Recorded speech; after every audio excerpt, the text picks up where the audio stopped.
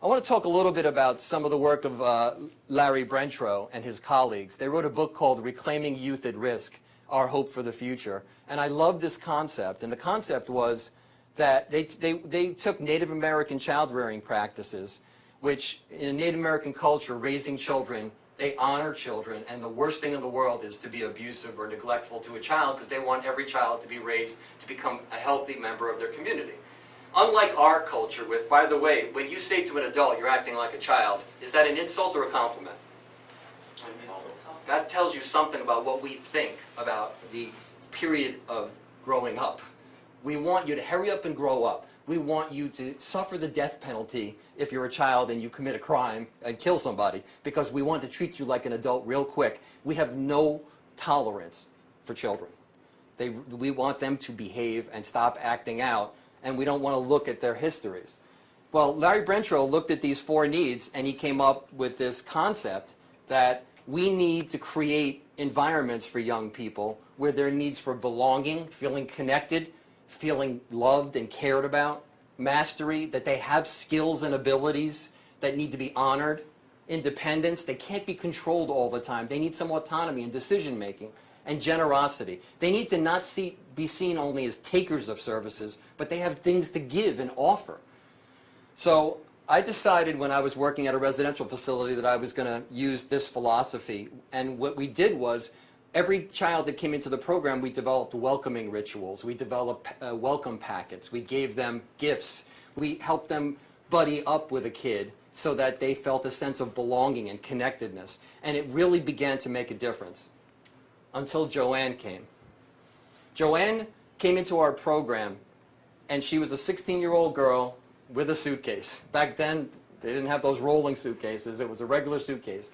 And she came into our program, and she had run away 9 times from 7 different facilities. And she came into our facility, and I said, well, we use the circle of courage, which is what Larry Brentro's concept, belonging, mastery, independence, and generosity was. And we're going to help you. We know you're running away because you don't feel a sense of belonging. So we're going to create a sense of belonging. And we welcomed her, and we told her she was important, and we buddied her up, and we did all our techniques. And within 3 days, she ran. The police brought her back a day later, and she came in, and I decided that I was going to get all my girls on the unit to have a big meeting, and they were all going to say to her, hey, Joanne, and they did great. I wish I would have filmed it. It was beautiful. Joanne, you're part of this group. Don't run from us. You belong here. We care about you. It was so heartfelt, and after they had done 20 minutes of all of this with her, she looked at them all and she said, you can all F yourselves.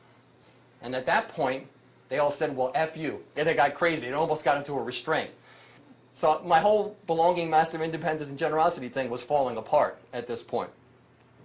So I'm thinking, what can we do? What can we do? And I noticed that her suitcase had beautiful drawings on it. And I went up to Joanne one day and I said to her, did you do all those drawings? And she said, yeah. And I said, can you show me some of your other artwork? And she did.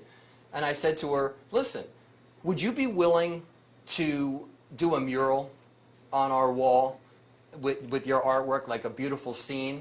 And she said, listen, I'd do it, but I'm not planning on being here a whole bunch longer. I'm going to run. And I said, well, listen, could you at least get it started?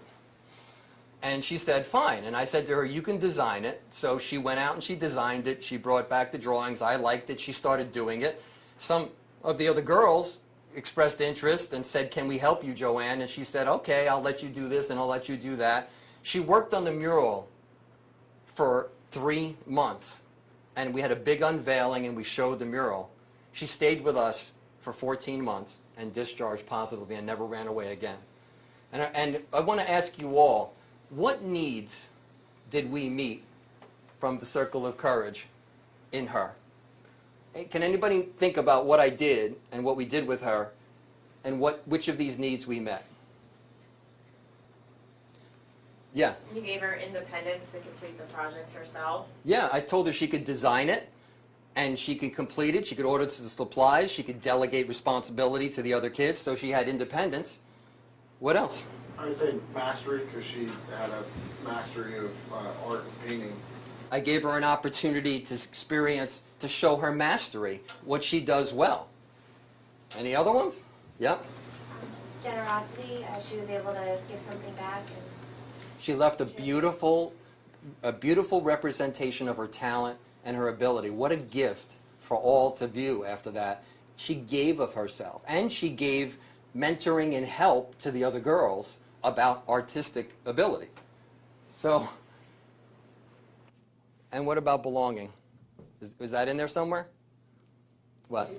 She was finally able to connect or belong to her peer group, or Right. maybe even the facility. Right. She began to, by working with the kids, by painting something on the wall, she developed a sense that I belong here, and she did very well. And my point is, we need to develop in our programs, we need to look at the behaviors the kids are displaying and recognize they're trying to meet needs.